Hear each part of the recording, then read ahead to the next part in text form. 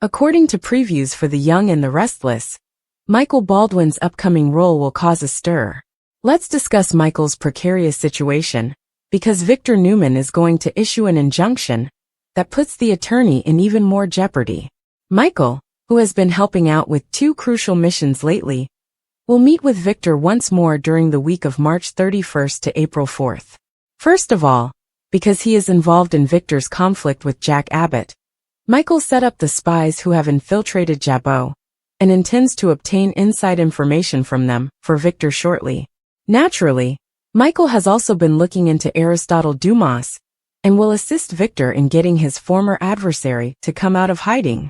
According to YNR spoilers, Victor will finally give Michael some strict orders, and assign him an aggressive power play. This may entail making a daring gesture to attract Aristotle's notice, or it may require Victor taking advantage of the information provided by the Jabot spies. According to the information Michael gives, Victor might be prepared to retaliate against Jack. In light of Lauren Fenmore Baldwin's impending actions, the Jabot perspective makes the most sense.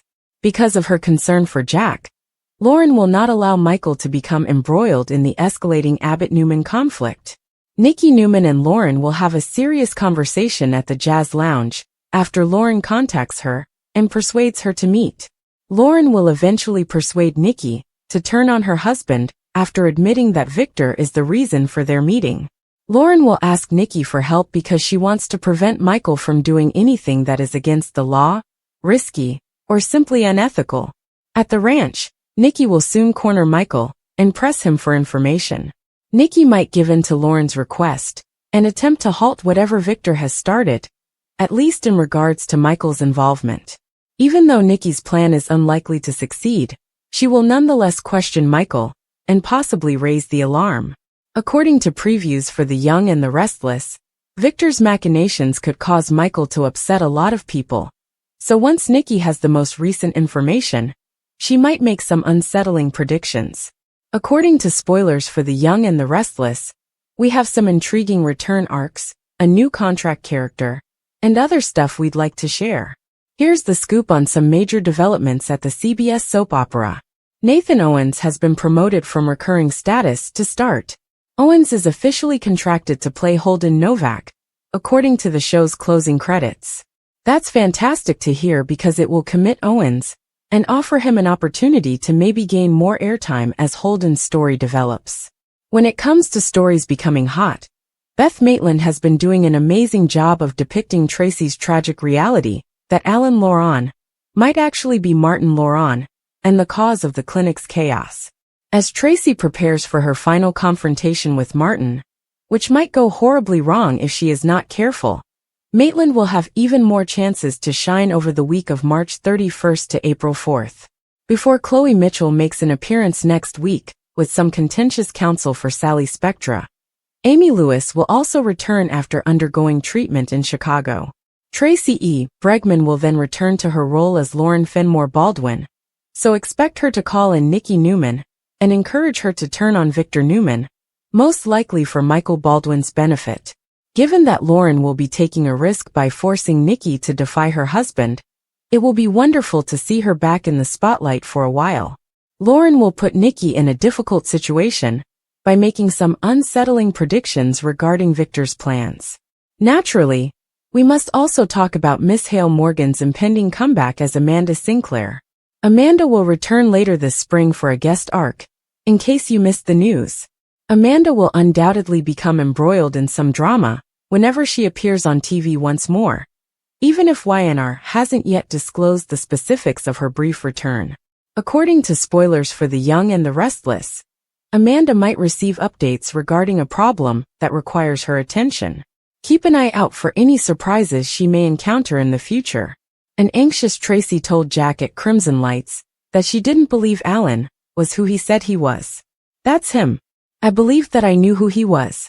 Tracy sobbed as she told Jack about the warnings she had read in Alan's assertion that it was a hack or malware. How about if they weren't an error? What if Alan's phone was the intended destination? What if he had anticipated them? Tracy inquired. Tracy connected the mystery passages and the experiences of Phyllis and Sharon.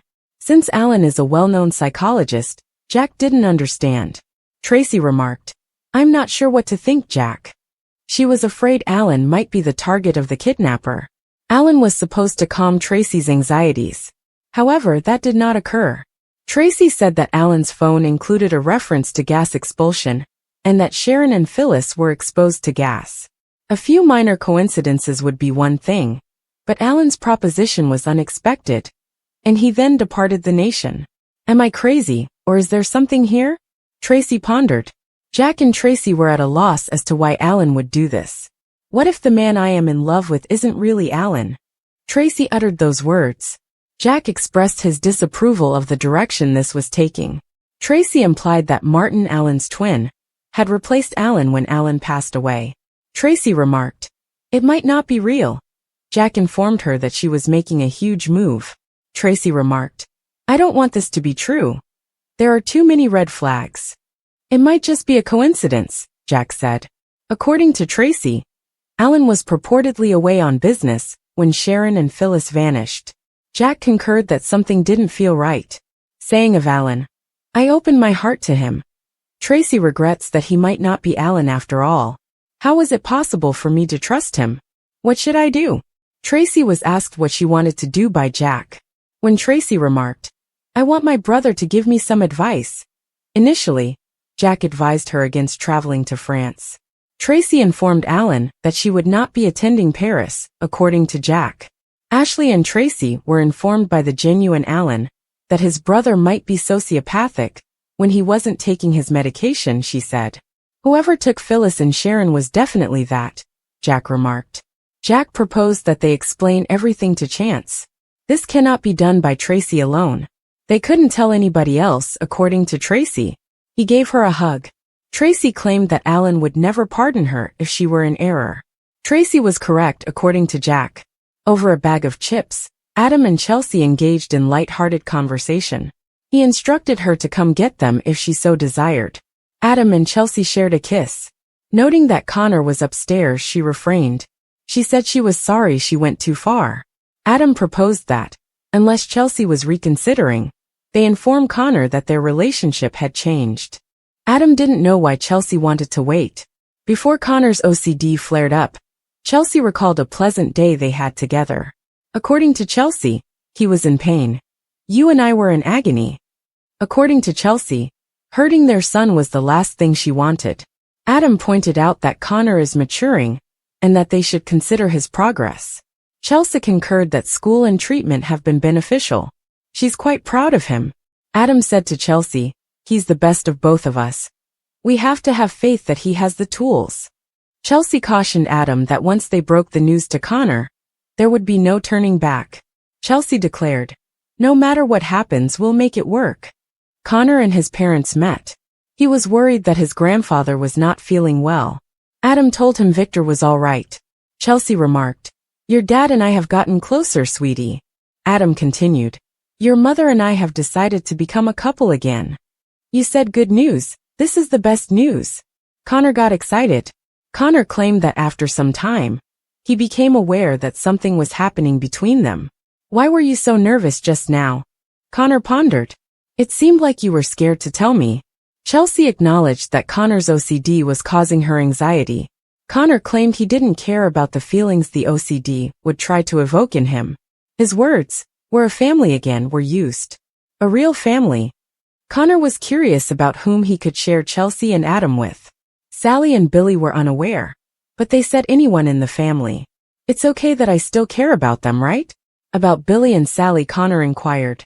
"Of course," responded Chelsea. Chelsea told Adam, "I'm just so happy we told him," after Connor had departed. "Everything I require is right here. We were all three together. Our family is just remarkable." Chelsea and Adam share a kiss. At the Genoa City Athletic Club, Diane approached Phyllis. Diane expressed concern, but Phyllis told her not to act as though she cared. Regardless of their differences, Diane stated that she would not want Summer to lose her mother. Diane stated that she wouldn't want her closest enemy to experience what happened to Phyllis. "In typical Phyllis fashion, your snarky attitude has ruined my good intentions," Diane stated to Phyllis. "Hey Phyllis, I have to give it to you. You were in danger of dying, but you're still the same vile, spiteful, and demeaning person you've always been. Phyllis apologized to Diane over the phone. Diane didn't think Phyllis's apology was genuine. Phyllis claimed that, like Diane, she was being sincere. Phyllis remarked, "What I went through was horrible, awful actually." Diane expressed her sincere regret.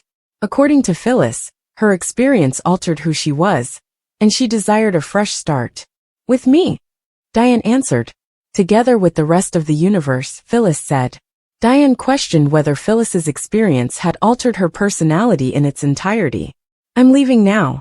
My children are with me," Phyllis remarked. To show she could, she added, she wanted to give Diane a pass. Diane reminded Phyllis that she was the one who set her up to die. She would give Phyllis a break when she requested one. Diane stated that she would be happy to participate in her experiment and serve as her lab rat. Diane was accused of being insane by Phyllis, who demanded to know what she had just stated. "It was just a figure of speech," Diane explained in an attempt to soothe Phyllis. She expressed regret for her overreaction. The words, "I don't know what's wrong," came from Phyllis. She revealed that the term lab rats was used by her kidnapper. "I would never purposely trigger you like that," Diane replied. She said she would call Summer or Daniel. "Please, can it just be quiet?" Phyllis pleaded. "Just go away, please." Diane went out. She met Billy on her way out. She needed assistance, so she contacted Billy to see how Phyllis was doing. Billy sat down at Phyllis's table. She thought she was out of breath. Billy suspected that she was experiencing a panic attack. He advised her to go outside and breathe. They departed. Phyllis told Billy outside that she was going to make today a fantastic one. With Nick, Summer, and even Sharon, things got off to a good start. Phyllis claimed that when Diane arrived, she immediately lost her zen. According to Phyllis, Diane mentioned something that made her feel a certain way about being in the clinic. "I felt so weak," exclaimed Phyllis. "I never want to feel that weak." Billy assured me that Phyllis was resilient and would recover in due time. Billy wanted to know how he could assist. Phyllis requested to discuss business. Billy remarked, "We're in a great position." Regarding the influencer she suggested, Phyllis inquired. The influencer was excellent, according to Billy. Billy questioned Phyllis about her knowledge of Aristotle Dumas. "What interest does he have in Abbott Communications?" Phyllis inquired. Billy claims that Dumas was the Chancellor's key, and that he wants money. Phyllis couldn't understand. According to Billy, Aristotle will assist them in regaining Chancellor. Billy was asked whether he was insane by Phyllis.